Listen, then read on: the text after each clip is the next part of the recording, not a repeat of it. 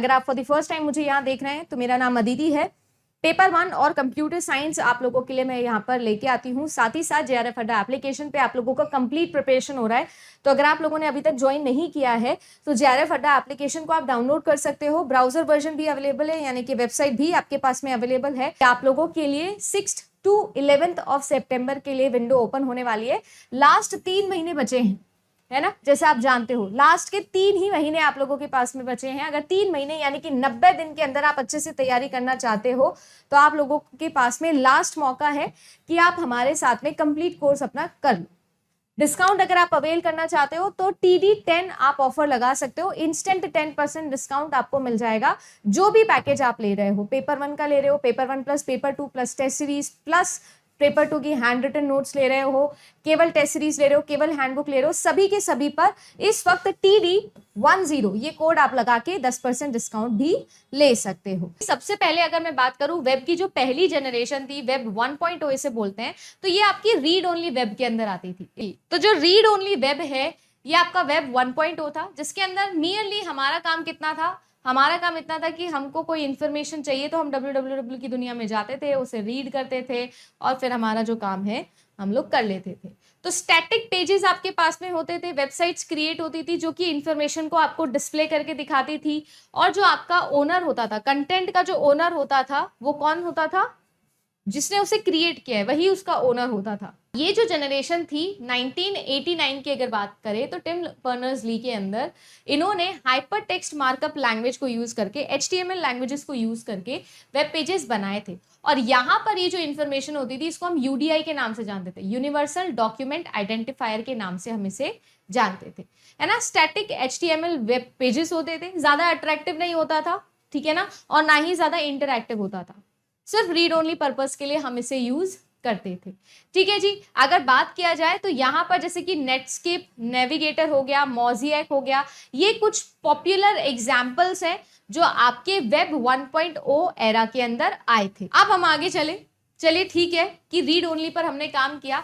अब रीड के साथ साथ आपको पता है कि राइट वाला जमाना भी आ गया है। अब मेनली हमको सिर्फ रीड से मतलब नहीं था, हमारे लिए जो है वो राइट करना, यानी कि जो चेंजेस हम चाहते हैं वो चेंजेस भी हम कर सके। हमारी वेब की जनरेशन उस लेवल पर अब इंक्रीज होने लगी। तो इस तरीके से डायनामिक वेब पेजेस बनना आप शुरू हो गए थे, यूजर की रिक्वायरमेंट के अकॉर्डिंग, यूजर की नीड्स के अकॉर्डिंग क्या होने लग गए थे, अब वेब पेजेस बनना स्टार्ट हो गए थे। अगर मैं बात करूं तो यहाँ पर इंटरैक्टिव एप्लीकेशंस आपकी आ गई थी। इसके अलावा आप लोगों के जो वीडियो स्ट्रीमिंग वाला फीचर था वो भी अब आपकी वेब जनरेशन 2.0 के अंदर आया। हम वेब 2.0 को social web, wisdom web, people centric या पार्टिसिपेटिव वेब भी बोलते हैं।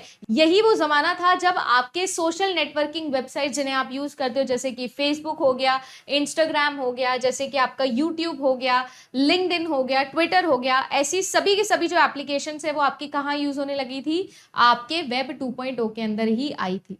वेब 3.0 की अगर मैं बात करूं तो ये सिर्फ रीड और राइटिंग, एग्जीक्यूट वेब भी इसे हम लोग बोलते हैं। यहां पर अगर बात किया जाए वेब 3.0 का तो सबसे इंपॉर्टेंट बात यह है कि यहां पर जो आपकी वेब है वो कैसी है, किसी भी प्रकार की ओनरशिप के ऊपर बेस्ड नहीं थी। मशीन लर्निंग और आर्टिफिशियल इंटेलिजेंस जैसी चीजें जो है वो आपकी वेब 3.0 के अंदर आ चुकी थी। अगर देखा जाए तो जॉन मार्कॉफ हैं जो कि बेसिकली 3.0 जनरेशन के माने जाते हैं कि इन्होंने ये टर्म को कॉइन किया था। अगर आपसे कभी पूछ लिया जाए तो आप ये चीज याद रखिएगा। अगर मैं बात करूं तो ये स्ट्रक्चर्ड डेटा या बेसिकली कैसे हम लोग डेटा का मीनिंग निकाल सकते हैं, ठीक है ना, आर्टिफिशियल इंटेलिजेंस या मशीन लर्निंग में हम कैसे आगे जा सकते हैं, हमने जो पाथ लिखी है या जो इन्फॉर्मेशन लिखी गई है, जो डेटा लिखा गया है उसका क्या मतलब है, सीमेंटिक वेब इसे हम लोग बोलते हैं। वेब 3.0 में कौन कौन से नए ऐसे एप्लीकेशंस आए तो आप लोगों की देखो प्री सर्च हो गया, मेटामास्क हो गया, डिस्ट्रिक्ट हो गया, स्टेटस हो गया, फाइल कॉइन हो गया, ओडिसी हो गया, है ना, ऑर्डियस हो गया, ENS हो गया, ब्रेव हो गया, ये सारे के सारे आप लोगों के यूज। जो आपकी नेक्स्ट वेब थी जैसे कि आपका ब्रेन कंप्यूटर इंटरफेसेस हो गया, मेटावर्स जैसी चीजें हो गई, ज्यादा से ज्यादा यूजर फ्रेंडली से बनाना हो गया, या अगर मैं कहूं बेसिकली इंटरनेट ऑफ थिंग्स कब आई आपके पास में, आपके वेब जनरेशन के अंदर आई। हाँ, साइबरनेटिक्स भी आपका वेब 4.0 के अंदर आएगा, इंटरनेट ऑफ थिंग्स भी आप लोगों के लिए वेब 4.0 के अंदर ही आएगा।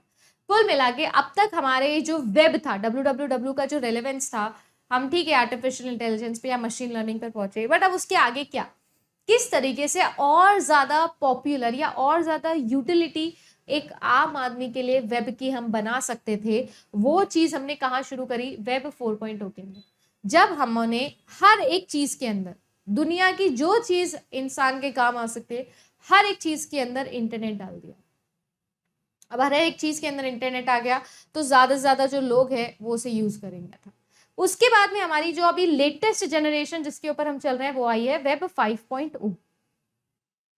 ये जो 5.0 है इसको हम लोग इमोशनल वेब भी बोलते हैं। जैक डॉर्सी थे जिन्होंने इस विजन को देखा था, जिसका मतलब ये है कि ownership of data and identity जो है वो होना बहुत ही ज्यादा जरूरी है।